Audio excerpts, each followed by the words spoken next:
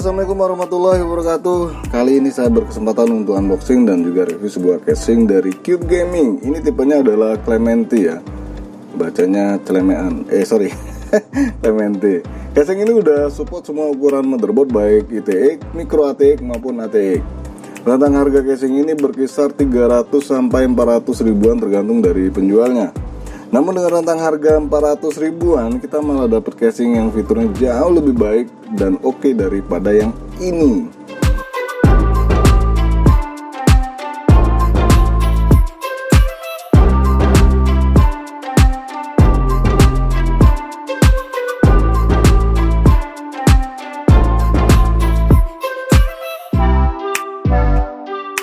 Oke, lanjut.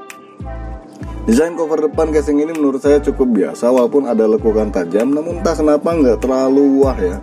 Pada bagian samping kiri cover depan ada lubang-lubang yang fungsinya untuk menyedot udara segar dari luar. Tapi ternyata lubang ini hanya variasi saja. Aslinya itu lubang buat ventilasi udaranya tergolong kecil. Terus cover bagian depan ini nggak menggunakan cat glossy melainkan dop. Jadi terkesan dia nggak mengkilat ya. Dan di bagian tengah ini terlihat jelas LED bar memanjang. Sayangnya LED RGB ini nggak bisa sinkron dengan motherboard.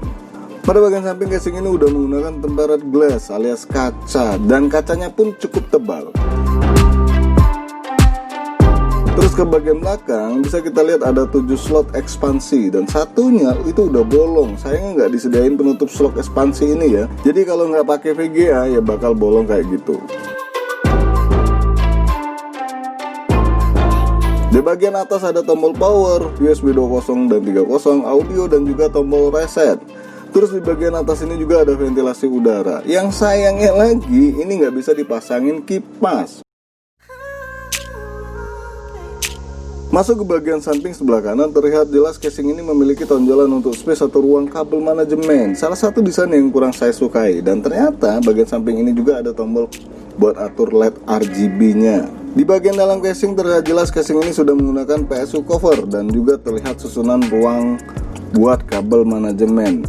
Di bagian ini ruang buat kabel manajemennya cukup baik, boleh dibilang cukup luas untuk merapikan kabel. Dan juga bagian belakang motherboard bisa dibilang cukup.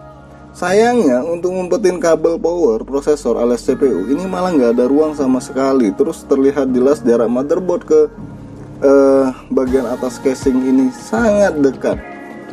Total kipas yang bisa dipasang di casing ini hanya 4, 3 bagian depan dan 1 belakang. Dan di belakang sudah diberikan bonus fan RGB yang non addressable. Kabel-kabel front panel udah cukup baik, kalian sudah black semua ya. Dan di sini ada 2 kabel molek, satu buat kipas dan satu lagi buat power LED RGB bagian depan.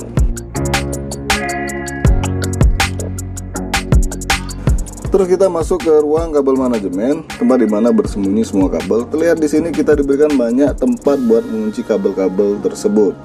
Untuk storage, casing ini bisa dipasangkan 4 SSD atau 2 SSD dan 2 HDD. Dan salah satu tempat pemasangan harddisknya bisa dicopot.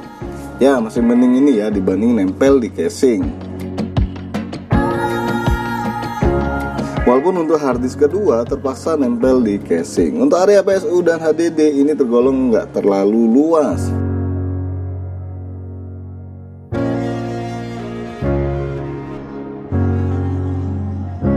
Di sini saya memasukkan power molek ke lubang bagian ini dan alhasil tetap gak masuk. Ini adalah lubang kesialan. Lubang ini nggak fungsi sama sekali. Jatuhnya nggak bisa dipakai.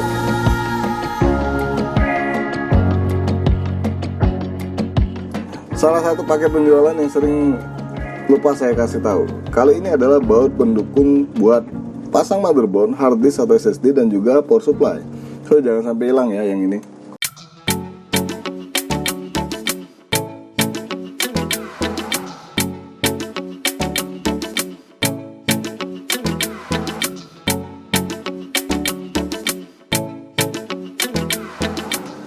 Setelah dipasang semua perangkat, casing ini cukup rapi, tapi nggak terlalu rapi ya, karena itu tadi kekurangannya.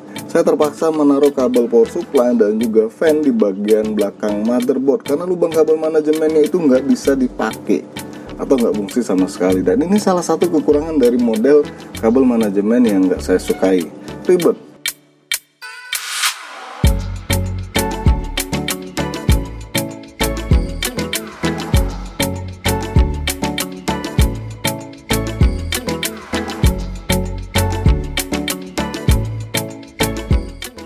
Untuk pemasangan power supply dan juga harddisk boleh dibilang nggak ada kendala. Tetapi untuk pemasangan VGA kita wajib melepas penguncinya, dan penguncinya ini pun harus dipasang bareng dengan baut pengunci VGA. Ribet, nggak simple bagian ini.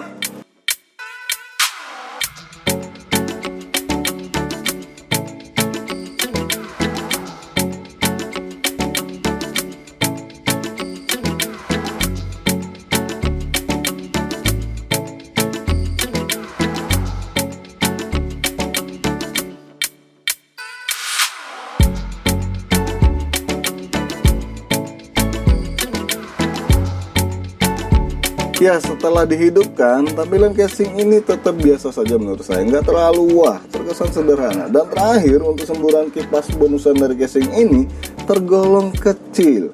Ya, nanti kalau ada uang baiknya diganti yang lebih bagus lagi.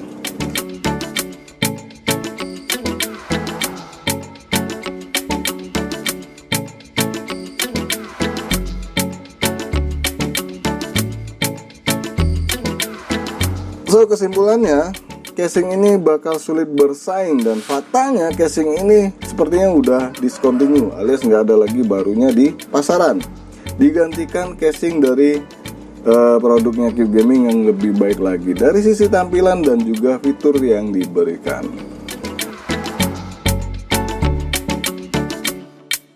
Jadi itu aja ya guys, unboxing dan review dari casing Cube Gaming Clementi ini.